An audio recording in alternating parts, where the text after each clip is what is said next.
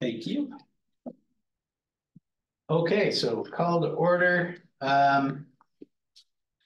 So our main topic is going to be a discussion with Karis Consulting, which she's not here yet, I take it. 12:15 she'll. Oh, okay. Well, and then we'll do some more on interview process. Okay, so no one from the public wishing to speak, I take it? I see nobody. Okay. So for board review,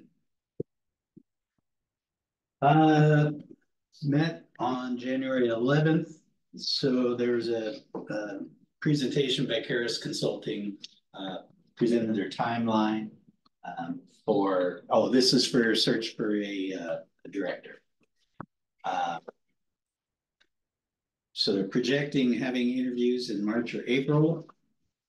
Some discussion about compensation, but yeah, just a lot of basic bones about the executive search. So the other thing is the employee handbook has been updated and gone through attorney review and was approved by the board. So that's a done deal now. There's an auditor report and everything was approved for that. Max presented the rule changes that we had looked at, and motion passed to schedule a public meeting for that. Is there, I don't have a date written down. Is there a date set? We're tentatively looking at bringing it to March for the Rule 47 at this point, bringing it back to the board, right? Yeah, Travis, March for that one. We haven't locked in the permit piece. I think we're looking at May, but yeah, it'll March will be Title 47 for sure. I think we're on track for that. We're planning to go to public notice tomorrow for Title 47, which will be a countywide public notice, but the state of Oregon also is doing a statewide sort of like public notice. We're going to be also going to public notice tomorrow for our air quality permitting rules, which is a number of different titles, but basically catch ORAPA's rules up to a DEQ rulemaking from 2022 or 2023, I think, which we've been implementing those rules kind of as a stringency approach, but this will kind of get things updated so we're not having to sort of get reference or look at DEQ's rules. We'll just be our own to make sure we're meeting that stringency requirement.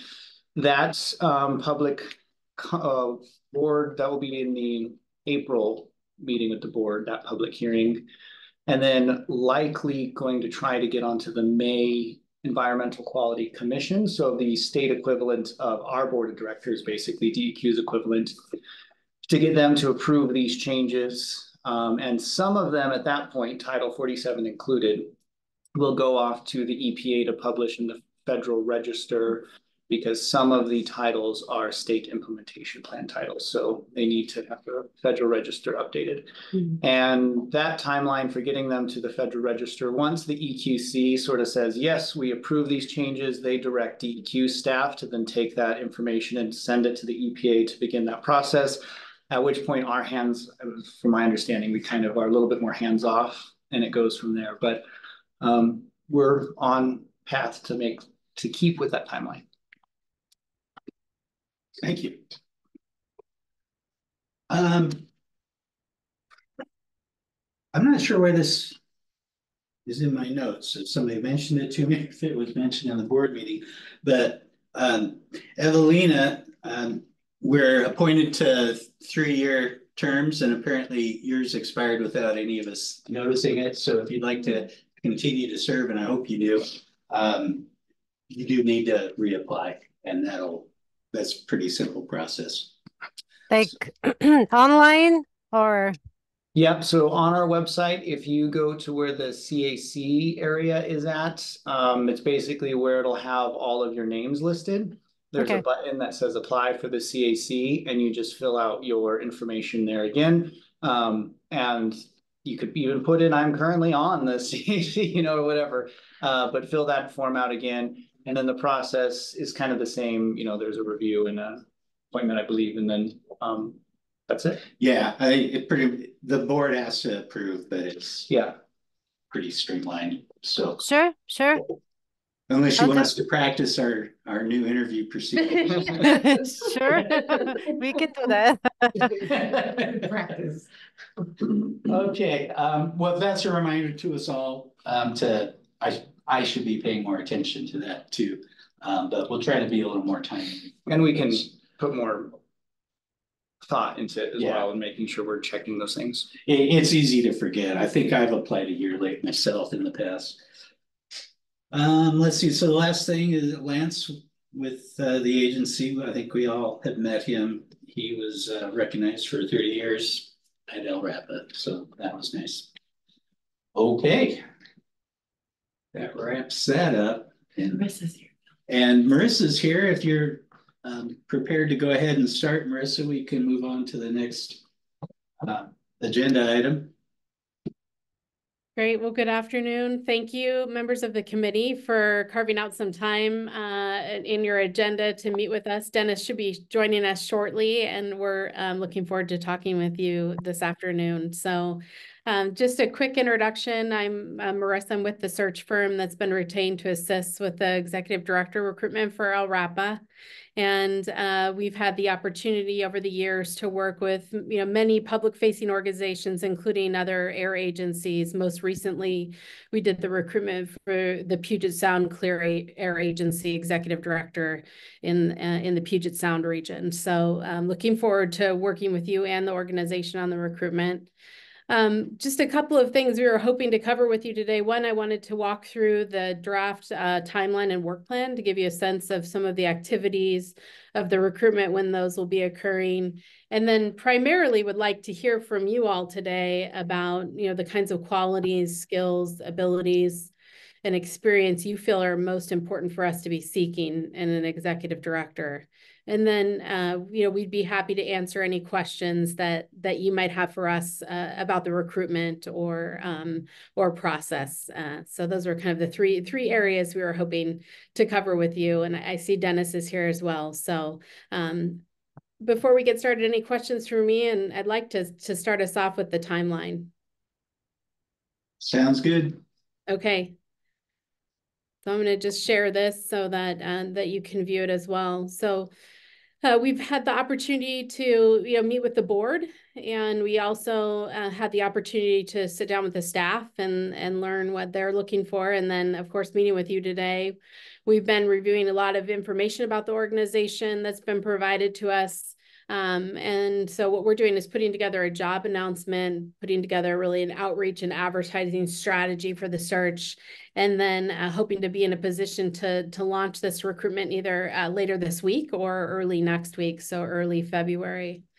Once the active recruitment phase starts, really what we'll be engaged in are a couple of things. One is reaching out to potential candidates, primarily passive candidates, people who have the right kind of background and experience to be successful in this job, maybe happily employed somewhere else and might not even be thinking about the opportunity. So a lot of outreach to potential candidates.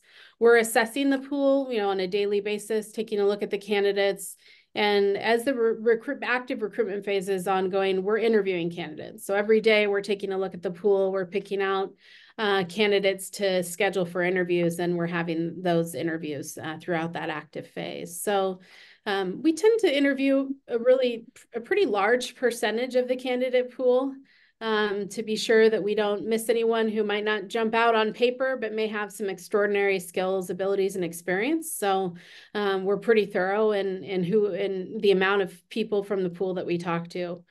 Updating the organization every week as we move along through that active recruitment phase, and then looking to have a kind of a soft deadline in the announcement of mid-March, where we're encouraging folks to get their materials into us.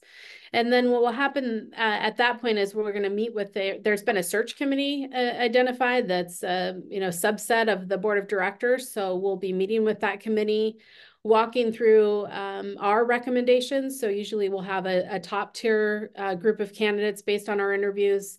In our estimation, what the second tier of group of candidates looks like, and then everyone who's applied for the position. And we'll have a really lengthy meeting with the search committee to discuss candidates and help them identify who they'd like to move forward to an interview phase. So Then as we move into phase 3, we're really looking to help to facilitate the interview process in coordination with LRAPA. So usually there's some search committee interviews of candidates, and then once we're down to finalists, interviews with the board and others.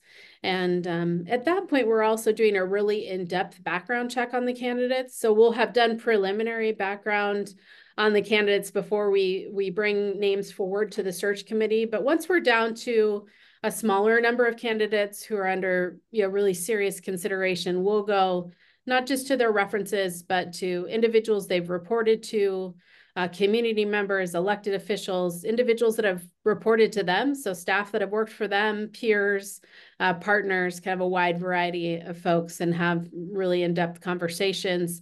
And that information will be provided to the board to take into consideration as they're ultimately making a selection.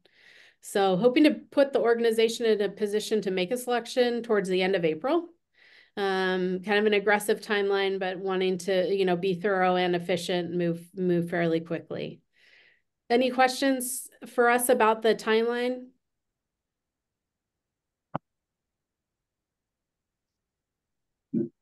All right, great. So I didn't mention in the beginning, we're a father-daughter team. So the better half of the team, the father's on here, Dennis, and he's going to talk to you a little bit and solicit some of your input on what you think is important to see in the next executive director. Thanks, Marissa. Good afternoon. It's so nice to be with you, and we're really looking forward to conducting this recruitment. Something that would really be helpful to us is to hear from you about the skills, abilities, qualities, and experience you'd like to see us searching for in a new director. So I'd like to take a little time, just kind of go around the room and hear from you as to what those characteristics are. So if there's anyone that'd like to start off, that would be great. Nobody's waving their hand. I'll jump in. I was just thinking back, trying to count the number of directors I've interacted with over the last 30 years, and I think I've got 7. And in comparing them, so as a member of the regulated community, there have been a few who they all cared about air quality and improving it. In my mind, the best director accepts the rules for what they are and doesn't try to push beyond that. I can think of a couple of examples with other directors who tried to sort of bargain or negotiate for changes in individual permit terms in order to get what they saw as improved air quality. And that I was resistant to and did not appreciate as much as a director who just stays with the rules and applies them as they're written and without bias. I'm kind of struggling to describe this. Are you saying, Jim, like an equitable applying all the rules and regulations equally to all sources, as opposed to singling out specific sources of being like, hey, can we make change in the others? Yeah, well, okay, so a specific example. For a long time, our boilers were grandfathered in at a 40% opacity limit. This one director who came from another region just thought that was crazy, but that was the rule at the time. And I think I was applying for some other change in another area, and she attempted to get the opacity limit set at what a new facility would do. And it's not unreasonable, but it was apples and oranges to me. And as the regulated one, I didn't care for that. Yeah. I mean, the rule was the rule, and she's kind of trying to work around, which I understand, but as a quality and director, I would prefer to see somebody who just followed the rule, and the rule was changed and it got to where she wanted to eventually. But that's one example. Yeah. Okay. So you're wanting someone who stays within the existing guidelines, and yeah, if they're moving outside those guidelines, you would want the new guidelines in place before they actually make that sort of determination. right. Okay. Good. Thanks, Jim. Others? Chris? I see you have your hand up. First of all, I apologize for being late, and actually to the other, Citizen Advisory Board members, I apologize. I've recently taken a job in Salem and so I'm trying to fulfill old functions back to Lane County, and so I am more than double and triple booked. So I apologize for coming late to both my fellow committee members and to you, Marissa and Dennis. But so I'm behind a little bit on the topic. However, I mean, if I would like to see when I'm looking for a director or pondering your question, thing that jumped into my mind is somebody that's connected or invested to the community, the county, the stakeholders that they're serving. And that's what I desire. And I'll preface that by saying, I don't know. It's important in my mind. I don't know how you delineate that and how you stay above board in the process. I don't want to exclude anybody either, right? But it is important to me, when I'm looking for somebody to serve in a capacity, if at all possible, that they have, a nexus back to, what they're doing and the people that they're serving in our county. So if that makes sense. Okay, yeah, that does. Thanks, Chris. Anybody else? I guess I would comment of just having that balance of understanding and staying within the rules and the guidelines, like Jim is saying. It is a careful balance of having that expertise, but then not having a personal bias with some of it or a personal agenda, trying to change things or go above and beyond what the rules necessarily set. But I think that, having that understanding that industry is a part of our community as much as the protection, finding the way to balance those two things, making sure that it's not somebody who's coming in who is already anti-industry or anti-establishment is a big thing. Yeah, great. So someone without preconceived notions, essentially. Mm-hmm. Okay, thanks. Peter? Yeah, I think local knowledge, and that can be regional also, is important. The Northwest and, of course, Willamette Valley in particular have, unique conditions to be aware of.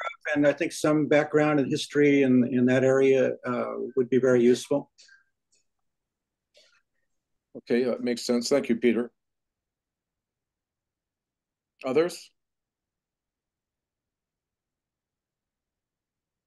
Evelina, you manage permits. Do you have any thoughts? Well, I'm gonna have to agree with you on the rules and regulations, being consistent and not making drastic changes. It can be sort of devastating to an industry to change some of their equipment because it changes in rules and regulations that would require some capital investments that we haven't planned for, and it can be a headache. But I mean, I'm all about improving the quality of air, but it just has to be consistent, I guess. Thank you, Evelina. Anybody else? How about, go ahead. I was going to say, if I could bring another point up, is, it's a relatively large staff for a small agency and a lot of different personalities. And I think it's key too, to be a good administrator and good at managing people. Yeah. Yeah, we'll be looking for leadership and qualities as well as management experience. So thanks for that, Jim.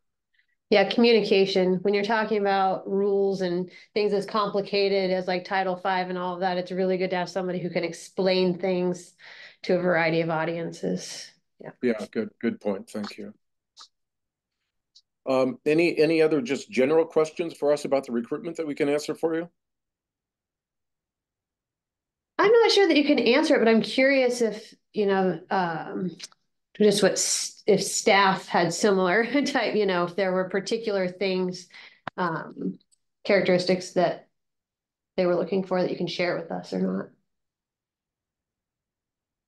Yeah, I think that there's definitely commonality. Communications was important to them. Someone who was invested in the community and maybe had some history there. They brought that forward. They're very interested in someone who has management experience and leadership skills. So I think there's a lot of crossover and commonality among the issues you brought up, as well as those brought forward by the staff. Thank you. Mm-hmm. How many years of experience would you be looking for? Is a question I have in the field. Yeah, that's a great question. You know, usually we haven't fully finalized an announcement, but typically the announcements that, you know, that we put out have some desirable qualifications, so they're not hard and fast requirements. And for this role, I think, you know, we're looking for somewhere between maybe 5 to 7 years of, you know, experience, both in either in the industry or an affiliated kind of environmental or regulatory industry, and also years of supervisory experience. So we tend to have pretty broad qualifications in an announcement so that we can attract a large pool and then really work with the organization to be sure that we're identifying candidates that, you know, would really be a good fit both culturally and from an experience standpoint for the needs of the organization. So that's where kind of interviewing comes in, but trying not to, you know, deter people from applying by having really rigid qualifications in a job announcement. So that's generally our philosophy. Thank you. So do you think that the environmental or the management aspects are, which one is going to be, are they going to be weighed evenly? Or are you thinking that's always a tricky thing when you're looking for management and those skills, is finding somebody who has the expertise in the background, but then also having that management experience? Yeah, and most of the conversations that we've had with board members and staff and our conversation with you today, you know, really having a balance of both things is going to be important. Some people have felt that it's really important to have direct air quality experience. Other people feel that that's less important if the person brings great leadership and management skills and has had, you know, some experience working either in the environmental arena or regulatory arena or both. So, you know, I think having someone that can really bring a balance of both of those things is going to be important.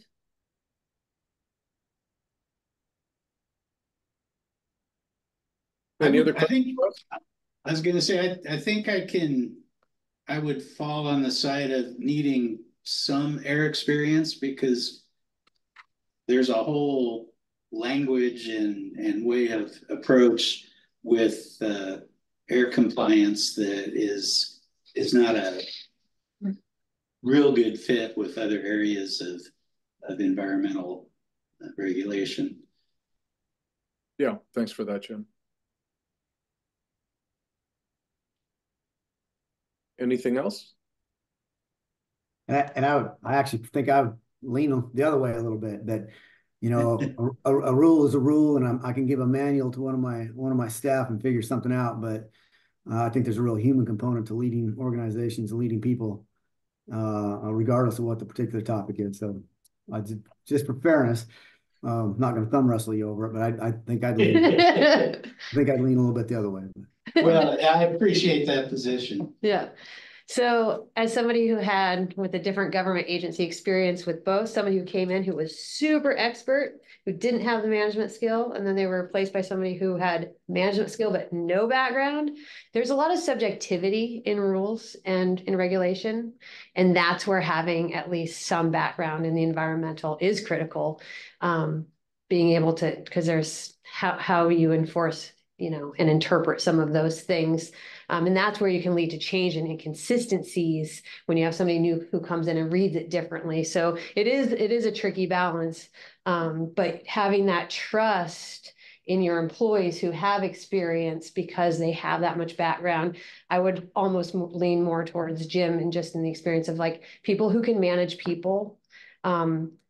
It's more rare, it feels like, and it's a pretty special thing when you can find somebody who can manage people. So. Yeah, well, I won't dispute that. But if given the choice between experience in, say, stormwater and good management skills, or good management skills and experience with air, I'd lean more towards the air person.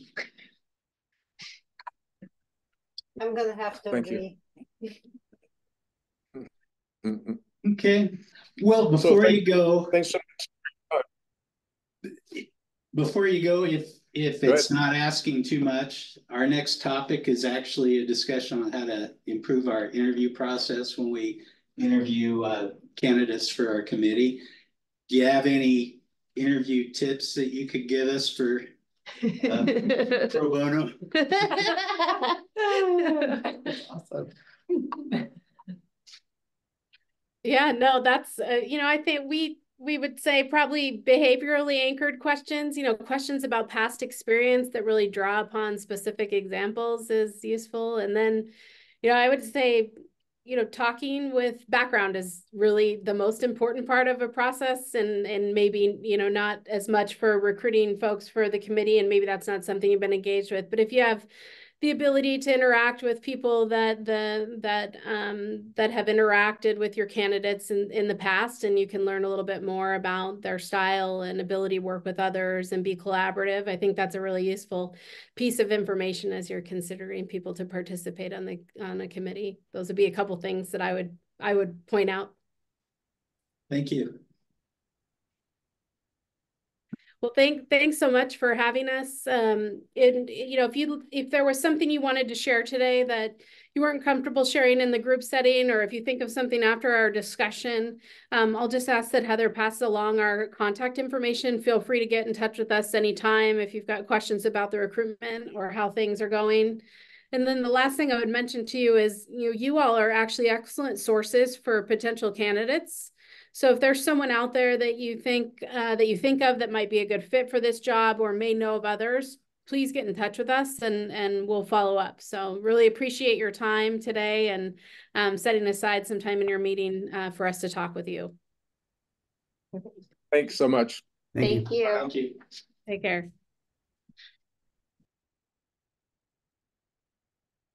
All right.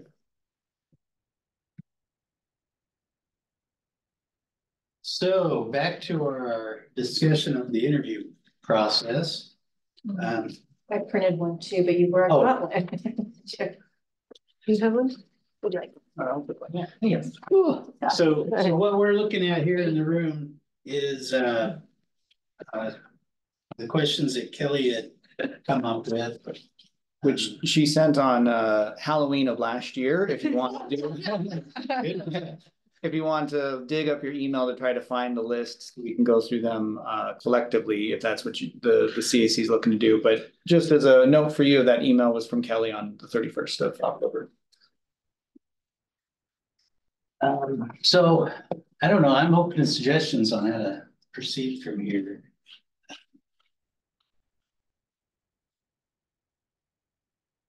Does anybody got any new thoughts or ideas about this discussion? It may be sort of a short discussion. I guess I would first ask, does everybody still feel like the questions have room for improvement and that this is something that is a good effort? I don't know, it's been a while since we looked at the original questions that are posted for the CAC. It wouldn't hurt to pull up the interview that. questions. Yeah, So, do you want to do that, Heather? You can share your Do you have that screen, there? and you can just go to our website. We share. Whoops, I'll go there first.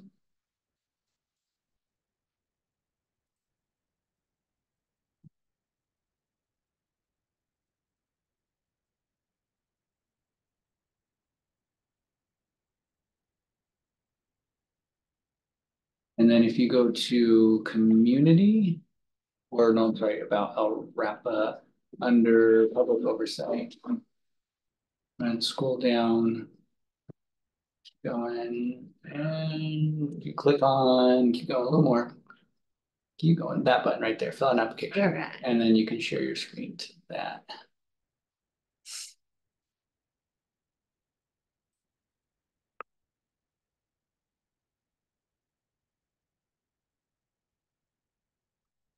And then if you scroll down, we will see the questions. So there we go.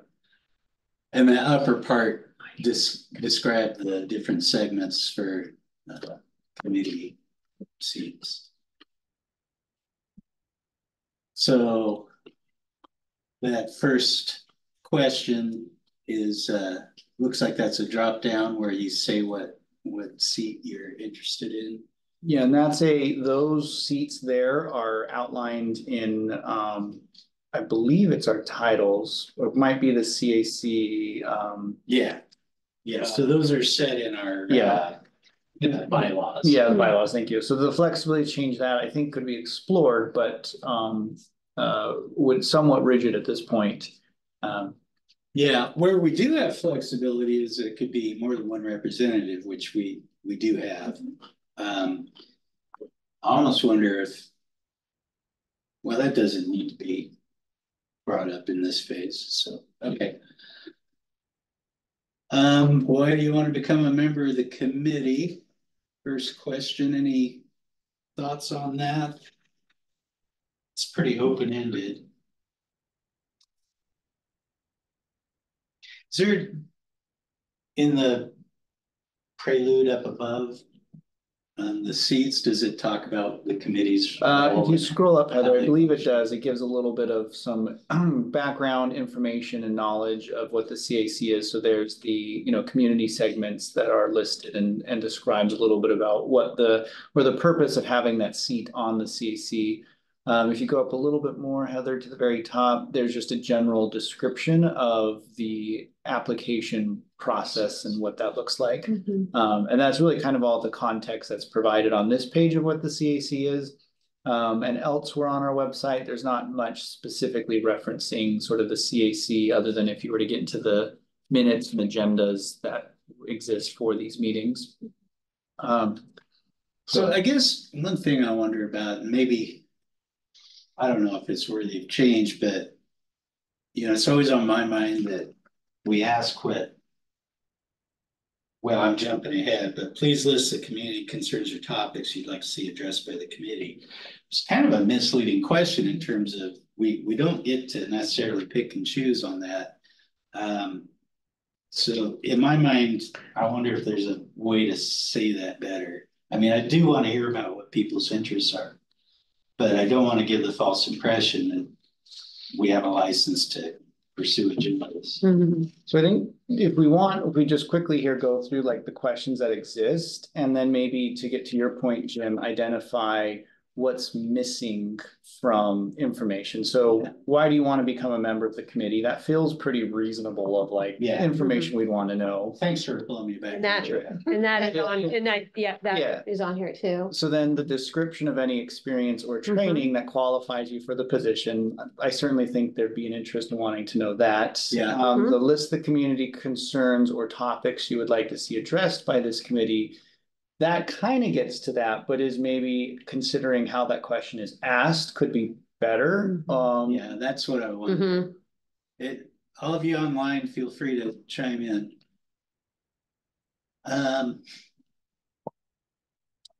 So I guess you could almost break it down into like, because we have had, there is an occurrence, I would say, where the CAC, where a lot of times people can be very charged and interested in wanting to like join the CAC and really contribute and make good use of their time in a productive way.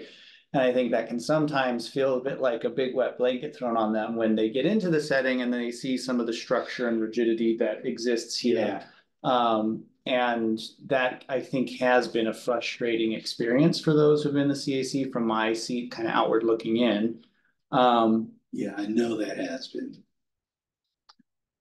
So in this, it could even be too as a consideration of like, I think the questions, reviewing them and making sure they're good, helpful questions could be, important, but what other information is being provided to applicants ahead of considering applying maybe?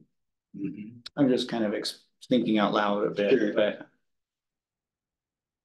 so the next question then we'll just kind of go through these is briefly describe your present or past involvement or relevant community groups. Having pre-involvement's not necessary. So that kind of is another question that gets back to the history. Are you currently serving on any advisory or committees? So that, in my mind, I think that at least those two questions there kind of almost are the same question in a sense that you're currently serving on an advisory committee? If so, which ones? But describe your present or past involvement in relevant community That's a good groups. point. That kind of feels almost redundant a little bit. Well, so if we're gonna get down into the details, I feel like relevant ought to be deleted. You know, if you're involved in a community group at all, that prepares you to be on this committee. Well, and that's radically different than some of the questions I was finding of your involvement in industry, which would be, you know, which is one that I kind of added in here. What industries do you have the most experience with working in is oftentimes very different than a community group. So, well, that could you be know, another question on here though. and that's what, you know, kind of looking to see, because my favorite questions on this are, you know, there's quite a few on here, but there are certain ones that like, because you're right, there's some kind of almost duplication in there, that we could kind of clean it up. And because I'd be interested too, to know what people are familiar with, you know, as far as like industries that they're familiar with, because you're right, you know, you're talking about stormwater versus air. And even though people think environmental regulation, radically different stuff. So that could be interesting too. Well, maybe instead of that second question of serving on boards or committees, what's your, I don't even know how to say it, but I mean, we want work history, but like, say your parents worked in a particular industry, that'd be a perspective that would be interesting to know about. Or if you follow certain, follow things, Well, that could be probed more in the interview, so. Well, and I guess that's one of my bigger questions is like, we talked about having follow-up questions, but then somebody commented that they thought it might be take people by surprise. So we should always give them the questions in advance. And I like that. I think which is maybe that was Chris that suggested that. I thought it was a good. Or no, it was Teresa waved her hand, right? Yeah. No, I like that. So yeah, maybe this isn't the application is not the point, the place to ask about that kind of thing. Well, it seems like, I guess, the consent, because to kind of like still be productive in making progress on these things, it seems like there's at least consensus that those two questions on the screen are kind of really asking the same ones. So at the very least, as an establishing point, is it agreeable to the CAC that basically those kind of get merged into one, and then potentially remove the relevant community groups in terms of like the interest is just like what community involvement and what kind of community service, you know, experience do you have? And that seems like a change that was reviewed here that we could kind of write down and say, this is what we're going to do. So just want to put that out there to the group to see if that's agreeable or if there's something else that to be considered. Teresa's got her hand up. I support, merging those two questions, but I'm wondering if we want to differentiate between any relevant professional experience and like any involvement in community groups. Like when I read the question that's at the top, like I think of like volunteer things or things I would do outside of my job. Excellent point. Are we wanting, I think we want both. Yes. Will you scroll up, Heather, and see that question that Teresa is referring to? She means the briefly described. Oh, okay. Yeah. Yeah, why limit it to community groups? Or it could be like briefly describe your relevant past experience, including professional experience and involvement in community groups or something like that. I like that. So it's briefly describe your past experience, including both professional and personal involvement in include both personal and professional and personal information, or I don't know how that could be wordsmithed. I think we use something like professional and volunteer experience, or I can look back at the language. I guess there's also like educational experience. That's true too. We get candidate experience, strengths, talents. Kind of. But, yeah. So briefly describe your background, including professional, educational, and volunteer experiences. I would probably lean towards adding the word relevant back in. Okay. Personally, like, or at least connected somehow to this group, because or we could ask people to upload their resumes or something like I that. think we do. But it doesn't seem necessary to make someone like type their resume in this little box. True. So I remember when I got a reply back that said, thank you for applying, but you opted not to include your resume. I was like, wait, you didn't ask me for my resume. So it's really strange. I was like, was I supposed to do that? Because I feel like there wasn't a spot to do it, but it commented that I opted not to or something. So I don't know if that is. Well, and do most people have a resume ready for? No. Maybe see, if you want, if you don't want to. Yeah. I don't, I'm gonna have to type one. That's true. I Thank you have to for my update it. re-application. Which might go back to like having people briefly describe their relevant past experience. Yeah, their relevant past experience, and that could include professional, volunteer, or education. Oh, that's good. So I think that's what number 4, I was trying to get at, what makes you a good candidate, your experiences, your strengths, your trainings for the committee. Yeah, well. And you could add, volunteer. So I hear what you're saying there, Kelly. So an idea I have kind of to build that in as well is the question be to something like briefly describe your past experience, including professional, educational, and volunteer experiences, and how that could be useful to the committee. Yeah. So it's like describe where you're coming from, what you know, and then tell us how you think that's going to be helpful in your position on the committee. I like it, except it feels like it starts to get to be an essay, and maybe the description part would be best in the interview process. I agree, but one of the things that happens is we ask a question like, no, yes, and we don't have anything to discuss. Yeah. So like how we get, I'm not sure how to.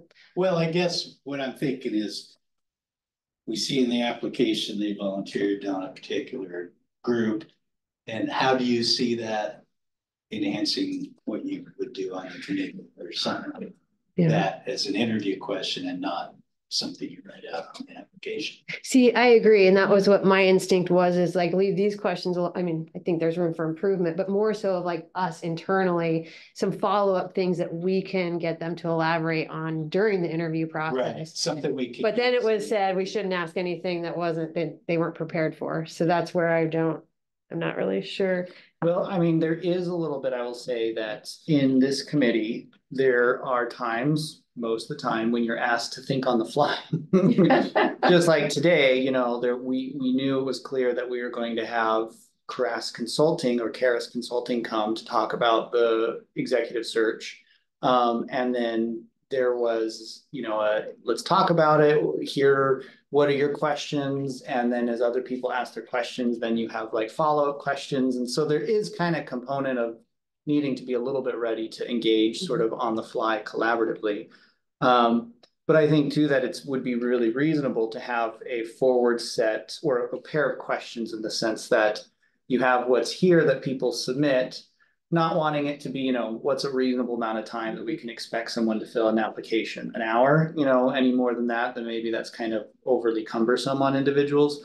So we have the upfront question, and then connected to that question are some secondary, deeper follow-up questions that are more that internal line that you're thinking of, Kelly. That can be good lead-in things. So the committee ideally could see, well, I see that you were a part of such and such committee. Our follow-up question is, tell us about that experience and how that could be helpful here in this setting. Yeah. So that's kind of, I guess, that's sort of two different lanes of questions to be thinking about and considering. So that's just my thought, and stop and let others chime in. How many questions are on there? No, man. There's 15 over here on this email. It Well, was, those, I knew it was emails made to are- be too many. It was Yeah. just to give a variety Oh, okay. on purpose. My favorites are, honestly, what do you think is the most important role of an advisory committee? Because I think a lot of people don't understand what the advisory committee even really does. So I like that one. I like, why do you want to become a member? I like how well, or maybe not how well do you understand, but how familiar are you with LRAPA's rules and programs? I think that would be useful. Are you currently serving on any advisory boards or committees? If yes, which one? When reviewing LRAPA performance, what metrics do you find the most useful? I think that tells you whether or not they're engaged in paying attention in that. I like, what industries do you have the most experience or familiarity with? And then how do you stay up to date with air quality regulations? I mean, that might be too many even, but that's closer to 6 or 8, something like that. Just getting a little bit more of a feel for like their interest, their experience, and then their familiarity with LRAPA specifically. I think some of these other ones could be the follow-up questions, like, have you had any issues with committees or disagreements?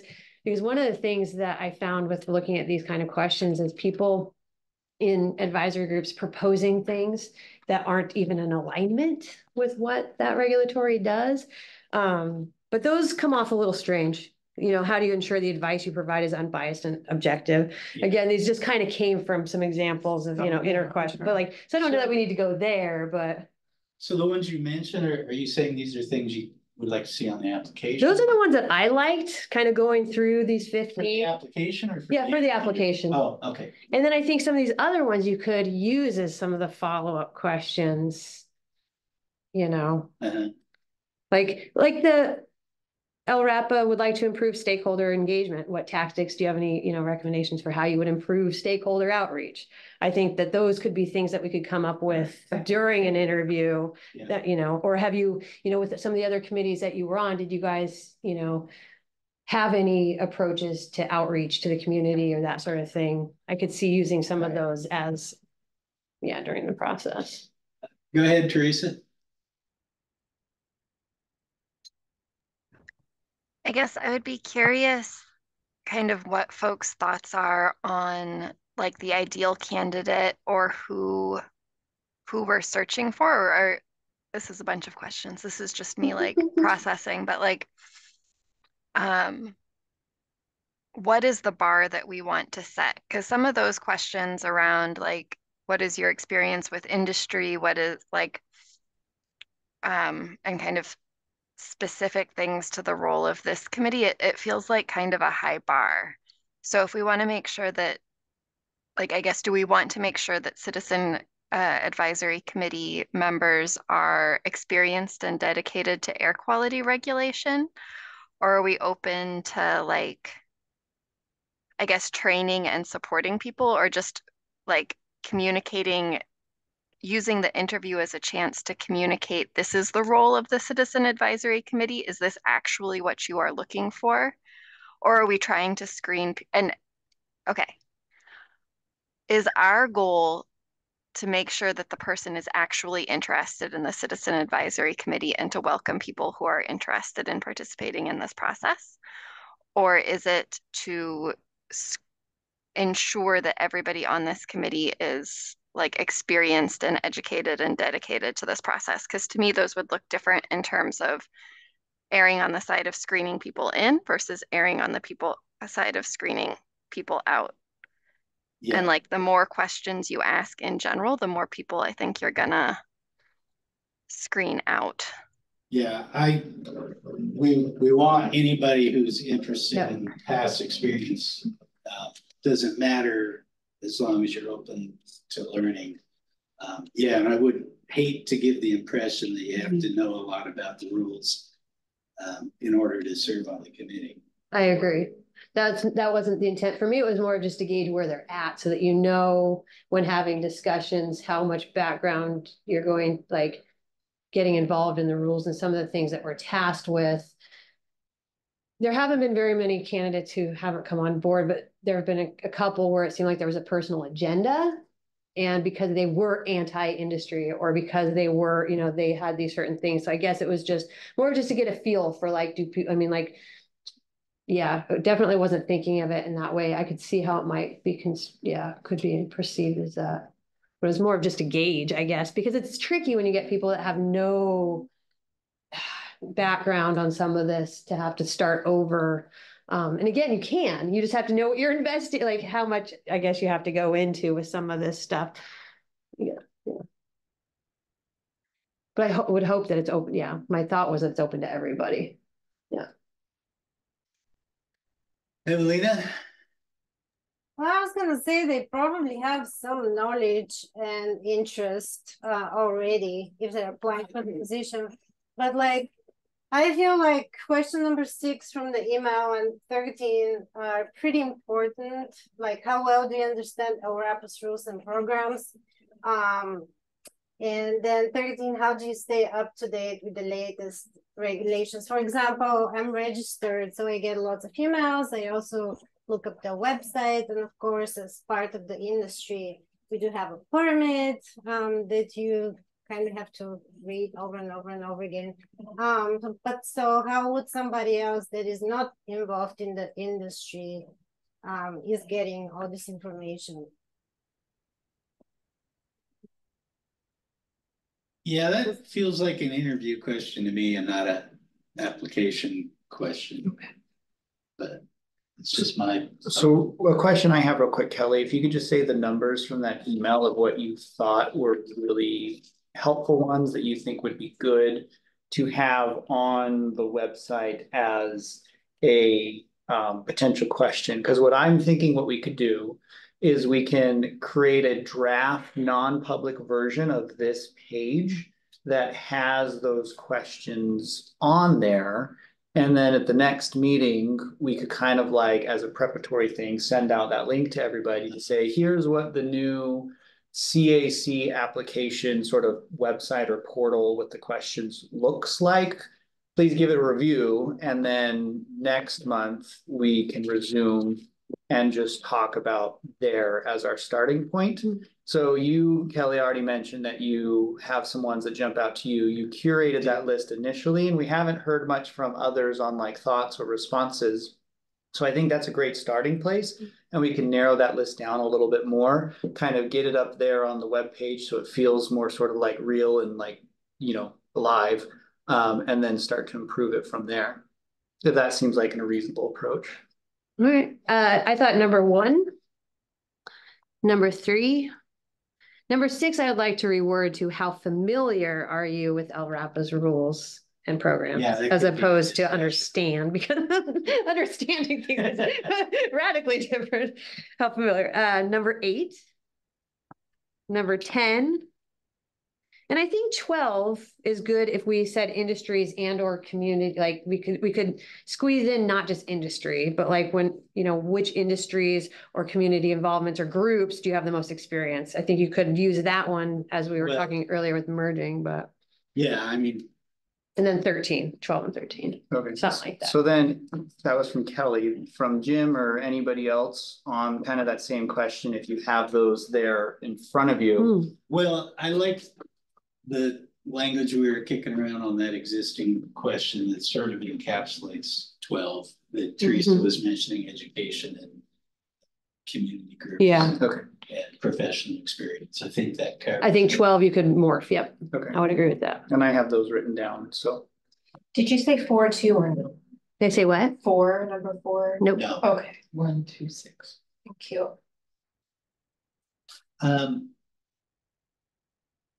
Okay.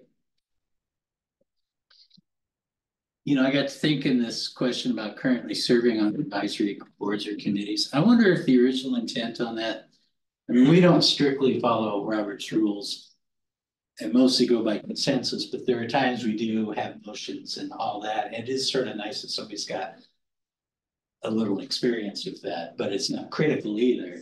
But it's always nice to hear that somebody.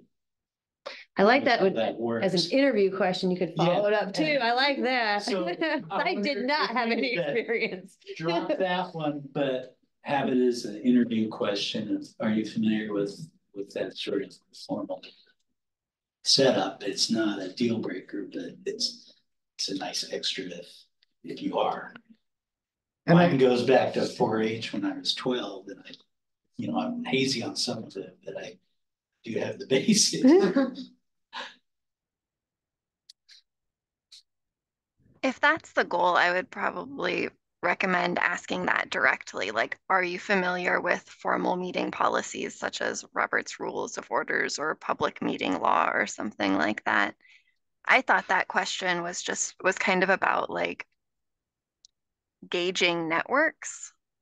Like if somebody's involved in these different groups, they're bringing all of that different experience to this group, as well as experience working in group settings, which may or may not have kind of formal policies like Robert's Rules of Orders.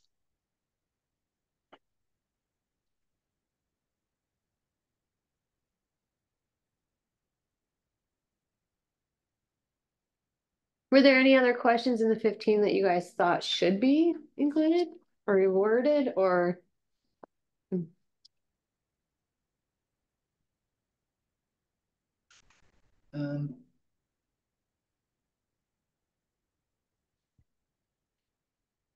I like the gist of 5, but would try to reword that.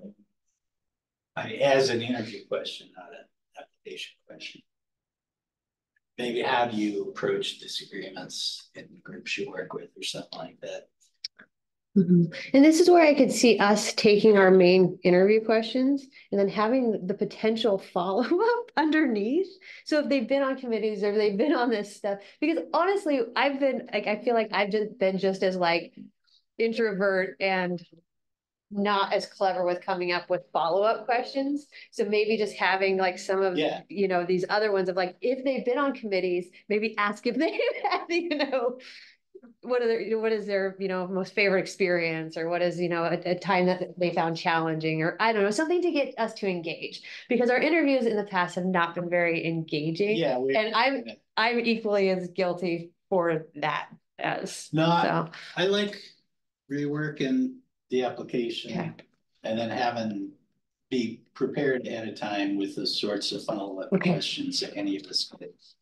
And optional if it's fitting to the, Okay. So then to set expectations for February's meeting, then what we'll do is we'll create sort of a draft CAC application page. We'll have it be these questions here, 1, 3, 6 with a reword to familiar, 8, 10, 12, kind of more of the question we talked about earlier that we crafted. And then 13 as the questions like on the website, it'll be draft. But then when Heather sends out the CAC agenda, with it will be the link to this page. So that way we can ask people to just click on the page, give it a review, and then be ready to either make changes or finalize that so we can kind of make progress. And that would be the goal, is to finalize the on the website questions. And then leading from there could be, okay, when we eventually inevitably get an application, do we have any written down follow-up questions that could be useful for us during the interview? I think that seems like a good approach for now between February. I like that. Everybody agree with that one? Okay, hearing no dissent.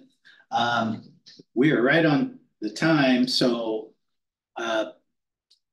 gives roundtable a little short shrift, but I think we could take the time if anybody has anything they really want to bring up. All right. Well, hearing nothing, I'll go ahead and adjourn. All right. Thank you. Bye, everybody. All right. Well,